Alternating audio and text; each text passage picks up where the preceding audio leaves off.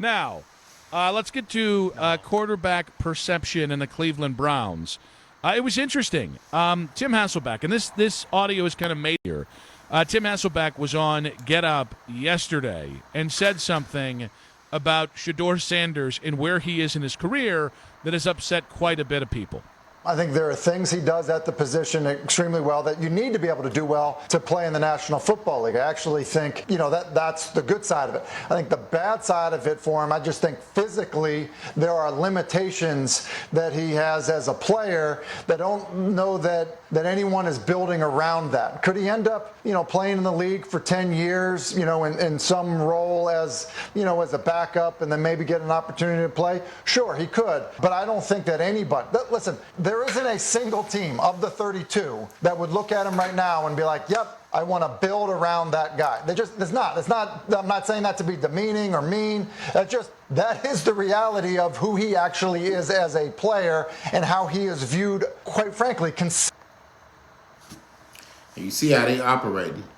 When Tim Hasselbeck is spreading this buffoonery, they getting water and they nonchalant and all that because that's the body language of a loser. Losers, plural. That's what they do. It's not an outrage at all. I don't care about the lies. Let's continue. Consensusly around the league. All right, I know that this was part of a bigger conversation. This feels like the biggest no-duh, the most basic duh comment I've heard from an NFL analyst on Shedeur Sanders. He's a fifth-round pick that you and I both think had a greater value than that last year. Yeah. And his numbers aren't top 20. See, I don't believe them at all. I don't believe nothing that they say. They keep with that fifth-round pick BS. And they pretend like they straddling the fence. Like, secretly, they know they don't mess with Shedeur Sanders either. But for them to get hammered by us, they try to portray that they own the squad. And the point I'm saying is this, like the way they talk, arrogance, and they've been losing so long, they have nothing to go by. Just like Emmitt Smith says, what do y'all have? Just look at these two. Just look at them.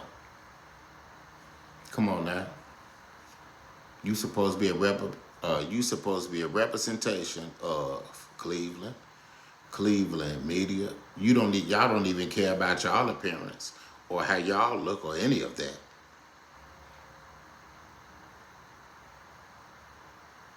Y'all do not care about how people is treated unfairly.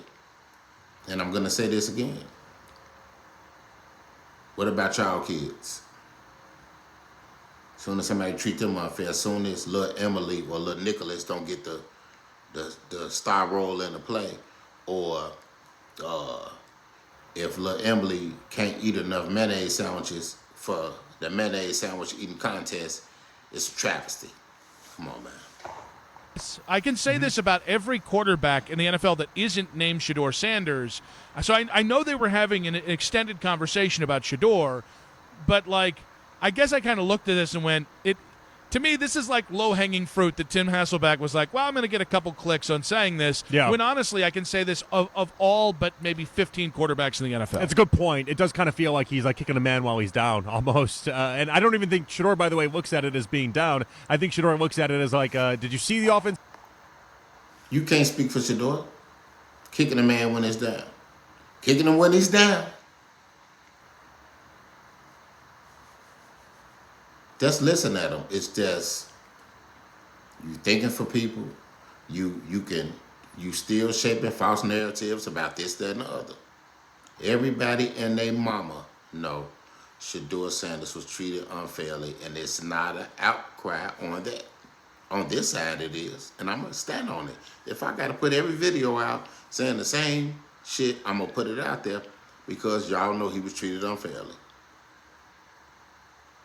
And it's just simple as that, and there's no outcry because of that. Y'all keep saying stats and this, that, and other. Please, stop it. The line I had, did you see the receivers I had, and did you see the situation that I had? Yeah, and I think, listen, I think I know Shedeur is very PR forward, very PR conscious. And I understand that, even the thing we talked about yesterday when we had a disagreement about him talking about, this would have killed other men. And I thought, well, that's a little heavy-handed how you're talking about it. The truth is, I understand that the way Dion has always thought is to attack narratives, and I get that. And I think Shedeur is very similar in the way of trying to be proactive about that and be you make the narrative media-friendly. before they can do it for you. And I get that. Here's the thing. There's only one thing from here that can change the narrative on Shedeur, and that is winning the quarterback job this summer, and that is playing better than he did as a rookie. Yeah, I think unfortunately for the next 6 or 7 months, there's nothing he can do. Yes. Like, it's out of his hands. Like, I'm sorry. Like, And unfortunately, with the 3 or 4 months that y'all put Dylan ahead of Shedeur Sanders, y'all scripted his stuff. Y'all scripted it.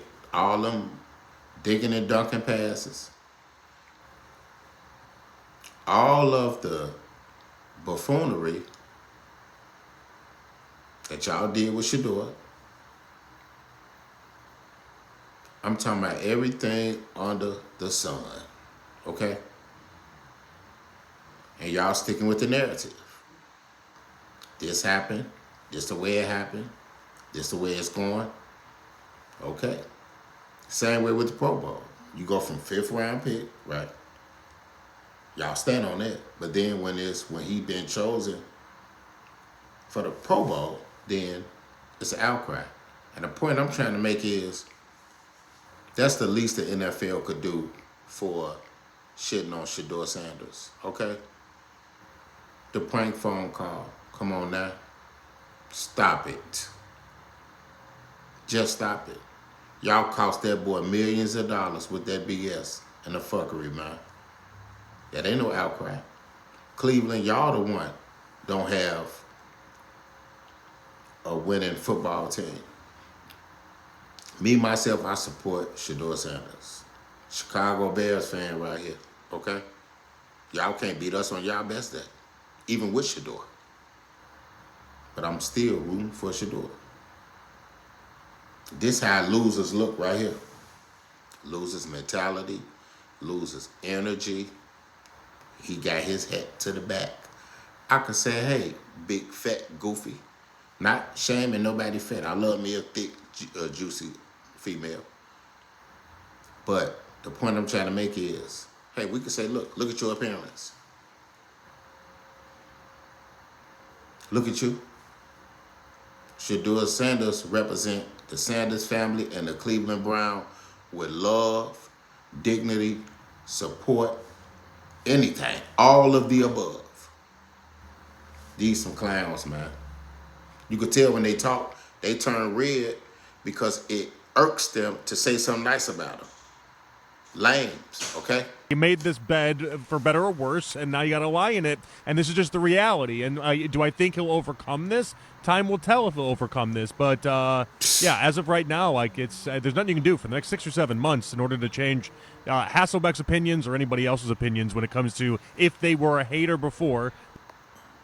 Who cares about Hasselbeck's opinion when you got Hall of Famers? But Emmitt Smith just came out and gave his perspective. Who's better, Emmitt Smith or Goofy Hasselbeck? Goofy Tim Hasselbeck. Who's better? They'd rather take someone who is less than credit, position, rhetoric over a Hall of Famers, Super Bowl champion. Okay? Y'all not gonna make a video on that. You know why? Because it don't fit your narrative. It don't. It do not fit your narrative. They haven't moved off that. So it's tough for me to call Tim Hasselbeck a hater. I just think he was an opportunist. I think he was using Shedeur as an easy stanchion to make a statement that can be made. Like, part of my problem yesterday with Shedeur was what Shedeur went through last year, outside of the 4 quarterback room, but what Shedeur went through was a pretty typical 5th-round pick kind of lifestyle. And I understand that's humbling, but welcome to the NFL. My thing with Tim Hasselbeck is... See, he loved that. Okay, you're not going to talk about... You would be talking about this with any other 5th-round pick, whether he's a quarterback, Shedeur, or a damn center. See, we'll take the 5th-round pick. We'll take all that you're saying, and that's a 5th-round pick lifestyle, but you're a liar. No, it's not. Y'all reported on him every single day as a 5th-round pick. Why? If he a 5th-round pick and he is not important and he less than, why cover him? Let us keep covering him because we know from his play and what we have seen and assessed that he's not a 5th-round pick. But factual paperwork, he is a 5th-round pick. We okay with that. Yeah, but so the problem, though, or the difference is that any other 5th-round pick doesn't get talked about on ESPN on a daily basis. You know what I mean? Like any other 5th-round pick, and this is the difference, and I think that Shedeur was trying to emphasize, is that like the part of his life that is different is that the attention that gets put on him and the conversations that get put on him, and then everything associated with it is not that of a 5th-round pick or someone that only played 7 games in his rookie season. It just isn't. It's not of anybody unless you're, I don't know, one of the top 5 quarterbacks in the league. You get talked about the same way that Shedeur gets talked about. Now, what I think is interesting is, again, because we're talking about perception. Because other than that, we're talking about 7 games. Yeah, and it's tough because, like, what can he do? Come out and say he's confident and arrogant or whatever you want to say? Like, I mean, he's going to have confidence in himself, but, like, Shedeur Sanders having confidence isn't going to change Hasselbeck's opinion about what he can and cannot do on the football field. But Who gives a damn about Hasselbeck's opinion? See, they want Hasselbeck's opinion to hold some weight. And they coming out, even though they know we've been tearing Hasselbeck ass up, just because, see, it's only white privilege. See, that's what they do. Let's just call it for what it is. I'm not trying to make it no race video or this and another, but let's just call a spade a spade. Only in the mayonnaise community, and when I say mayonnaise, that's the haters and the racists. I love white people. I do. I treat everybody equal, but when you start with that BS, I'm going to call it, and it's just simple as that. No one cares about Hasselbeck's commentary but the haters. People who is hating, they care about that. They make his words law, and he don't know 2 + 2 is 4. The way his NFL career has went. So in the haters, mayonnaise community, and the racist community, you know he can't beat out Shedeur on his best day. So why do his words hold weight in y'all retarded ass ears? Explain that, man. Y'all can't. I do think what's interesting is, and I thought it was a fair perception for the supporters out there who said he's not getting a fair chance, or he's not getting any chance. Boy.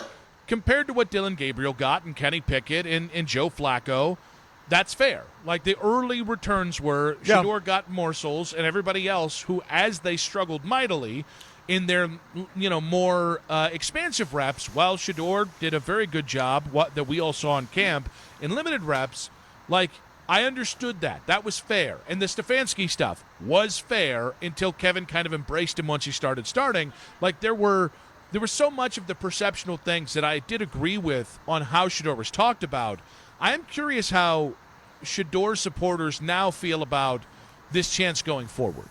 Well, he's got a chance. Is I think the big idea. Oh, see, that's interesting because I haven't sussed it out or read it out yet because I think you will get as fair of a chance as you're going to get in the NFL with Todd Monken because it's not like Todd's going to look here and go, well, I got so many other options I can just kick you out the door for. So as of right now, Monken seems like a breath of fresh air, right? Like Monken is not Stefanski, so that's a good thing. There's a leg up just in the idea that you're going to have somebody that isn't Stefanski in charge. I think that's number one. Number two on this, though, is the idea that he did just enough. It's not like he blew everyone's socks off with how he played. He blew my socks off. Yeah, he did. He blew my socks off, especially against Tennessee. 364. 3 passing touchdowns, 1 rushing, 1 interception, 29 yards rushing. Yeah, he blew my socks right off. They still off right now. Yep. In my eyes, he ain't had to do no more. Y'all should have put Lil Dylan back in and let him, y'all feast off him. Oh, he blew my socks off and a lot of other people's socks off. But y'all want to throw that away. You want to throw it away, okay? We ain't going to let you do it. I'll call out the stats every day. So stop the madness. He did just enough to showcase to people that if he ended up winning the starting job next year, no one in the NFL is going to be surprised by it. In that same conversation, though, the job is nowhere close to being done. I can't stand like, Cleveland it's just media. a competition. I can't. Like, they're the same world where Shedeur gets to start week 1 next year and never lets up the job, and it's just off to the races. And I hate to keep pausing. Y'all haven't won anything in the way they talk. The way y'all talk, y'all haven't won nothing. What do y'all got to go on about what a good quarterback looks like? What y'all got? Last 25 years, 4 winning seasons. Okay?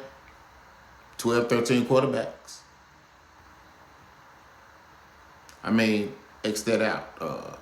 Coaches, y'all ain't been doing nothing but losing, man. And it shows. And look, we can see it. That's why it's such an outrage. Like, how dare you guys?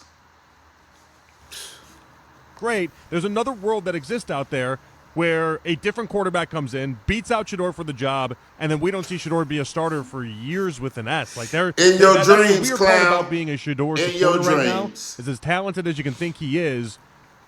We don't think we know enough he to is. close the conversation, shut He up any did. other quarterbacks coming in. I just He think did. what's He interesting did. about that, He like did. the Browns quarterback room with Shedeur, Deshaun, and Dillon right now today is interesting.